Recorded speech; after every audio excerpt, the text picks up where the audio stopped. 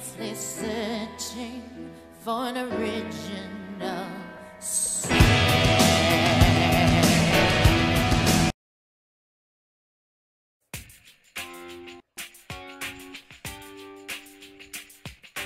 I'm gonna be cruel to the Discord. I'm cool. By the way, I hope everybody in the chat that's just idling is having a very good day.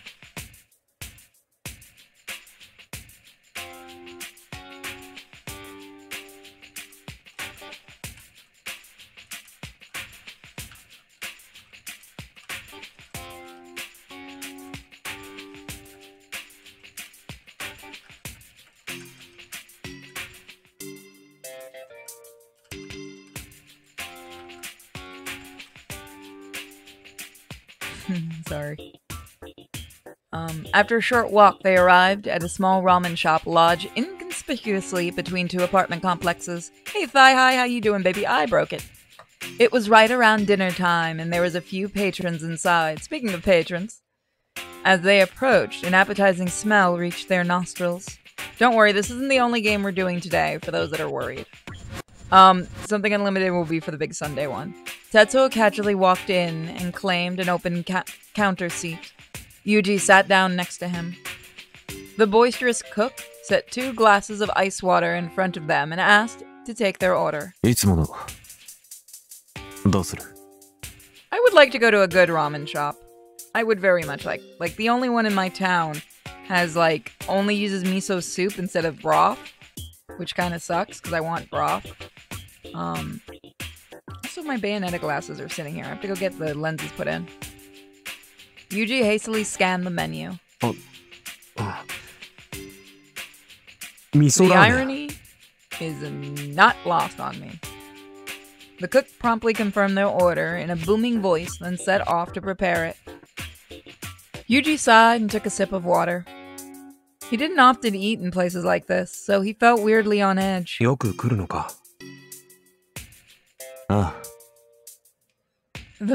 That much was obvious from Tetsuo's order. It was just hard to picture him eating ramen for some reason. Tetsuo was full of surprises.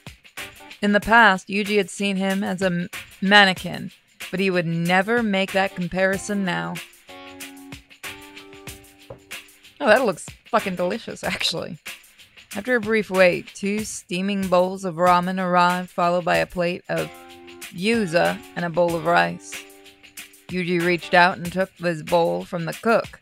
It was hotter than he expected and surprisingly heavy.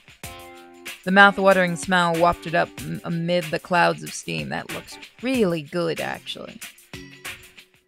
The yuza and rice seemed... I think it's just yuza. The yuza and rice were part of Tetsuo's usual order. He'd already split his chopsticks and started to eat. It was a lot of food, and Yuji couldn't help but watch him out of the corner of his eye. He assumed that Tetsuo was a light eater based on the single sandwich he usually had for lunch. After a moment, Yuji picked up his own chopsticks and took a mouthful. It had been ages since he'd last eaten ramen. The noodles were perfectly firm and thoroughly steeped in the strong flavor of the broth. It was delicious. The only downside was that it was slightly too hot, and he could only eat a little at a time. I mean, it's ramen. Good ramen is delicious. Good ramen is yummy for the tummy. Mouthful of noodles, Yuji turned to look at Tetsuo.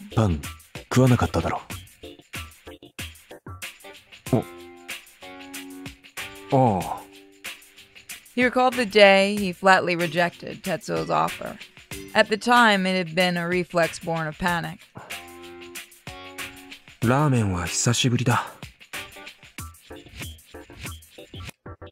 As he spoke, his hand moved on autopilot, picking out all of the bamboo shoots. He wasn't normally a picky eater, but bamboo shoots were one thing he simply couldn't stomach. Then you order it without the bamboo shoots. Once he picked them all out, he was about to take another bite of noodle when suddenly a second pair of chopsticks slid into his bowl.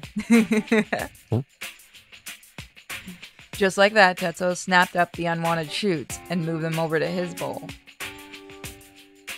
Yuji's ramen was bamboo-free in a matter of seconds. メンマ好きなのか？ I actually didn't know bamboo shoots were actually edible. いや。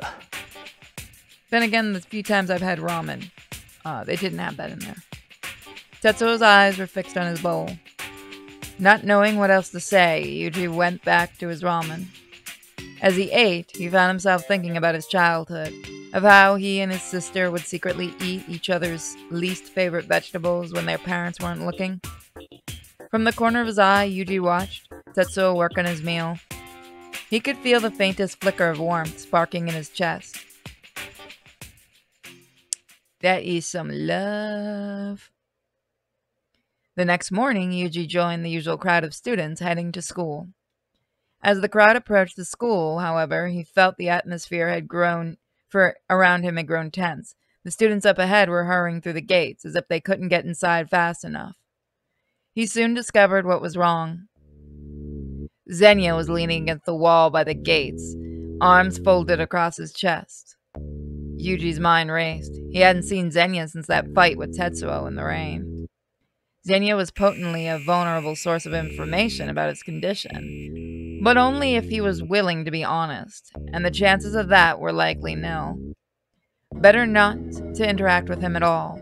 There was no telling what he might do.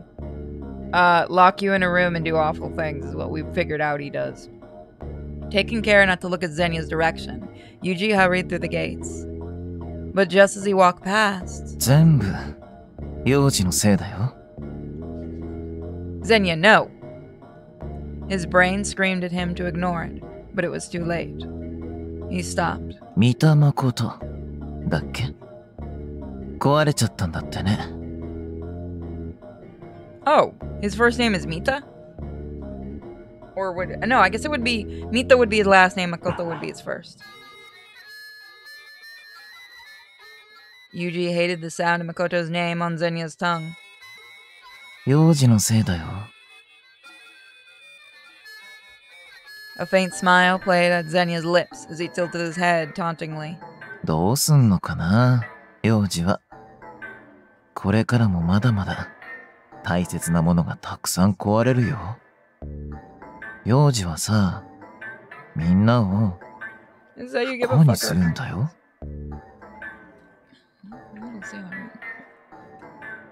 Because of you. The words pierced his heart like a knife. His temper flared. He glared at Zenya, but the blonde shrugged it off with a smile. He couldn't lash out. That would give Zenya exactly what he wanted. Swallowing his retort, Yuji turned and walked off. For a moment, he thought Zenya might follow after him, but it appeared he had no such intention. He couldn't get Zenya's comment out of his head. He knew better than to take it at face value, and yet he couldn't help but feel uneasy. Part of him kept thinking that maybe Zenya was right. Feeling miserable, Yuji paused to look at the lockers to change his shoes, then headed to the classroom. When he arrived, the atmosphere was unusually tense.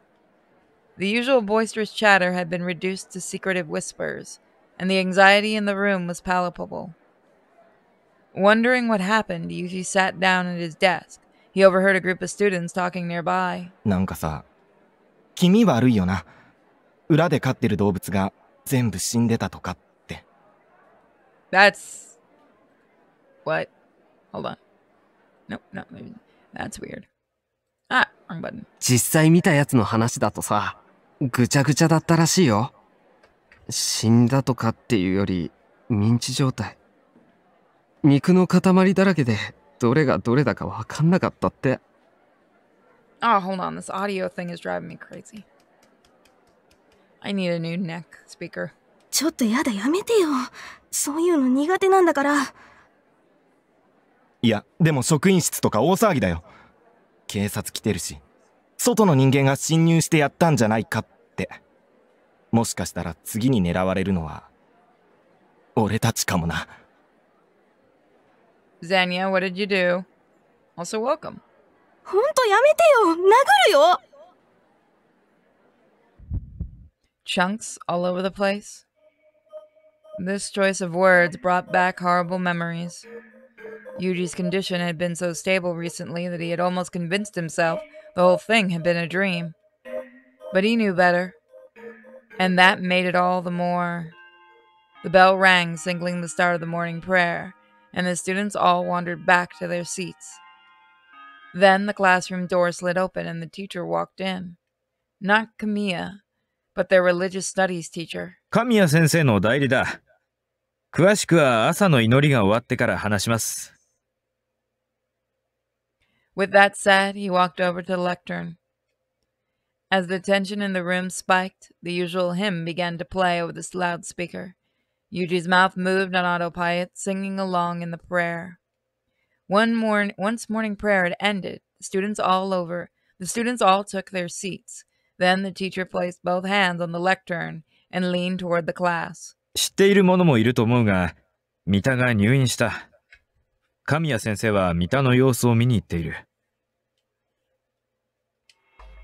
Yuji's mind went blank.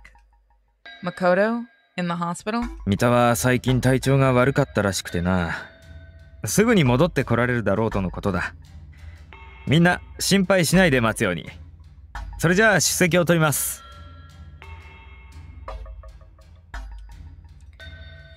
With the air perfectly calm, the teacher began to read from the attendance sheet.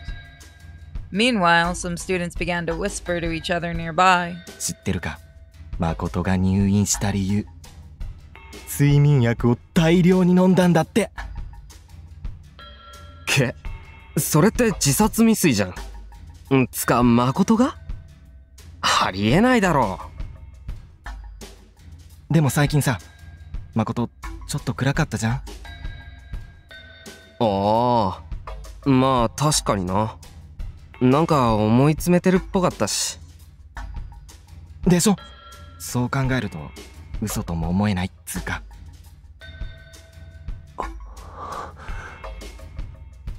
Yuji froze, rooted to the spot. Makoto had been in the hospital overdosing on sleeping pills. Yuji felt his palms grow slick with sweat. Was it because of what happened yesterday? It had to be. There was no other possibility. They say he's broken. Zenya's words echoed loudly in his ear. Everyone will suffer because of you. Everyone will suffer. The knife in his heart dug in deeper. Was it his fault Makoto went crazy? Would things have been better for Makoto if they had never met? All this time he'd assumed that his world was separate from everyone else's. He'd told himself their problems were none of his business. But what if he had been screwing up other people's lives simply by existing? Like his parents? No. That was ridiculous. His fingers had gone numb, his breathing quickened, and his vision blurred. He closed his eyes, willing himself to calm down, but the panic persisted.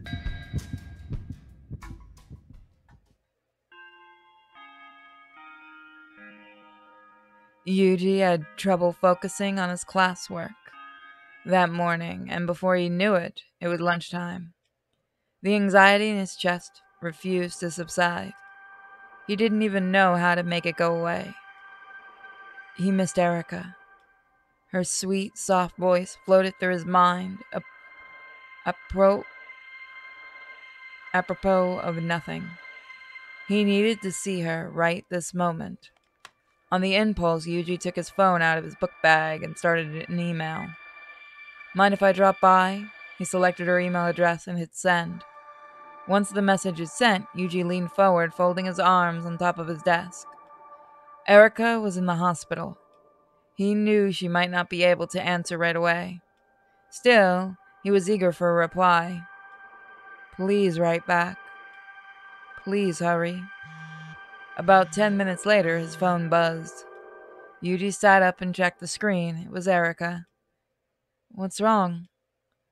Sure, I don't mind. Come on over. Yuji immediately pocketed his phone, grabbed his book bag, and left the room. He walked down the hallway towards the staff room. He encountered his math teacher on his way out. Yuji promptly explained that he was feeling sick and would be going home early. The teacher looked a little skeptical, but agreed nonetheless. Yuji thanked him and headed for the lockers. After changing his shoes, he walked outside and headed for the front gates. He was so worked up, it felt like his heart might explode. He was going to see his sister.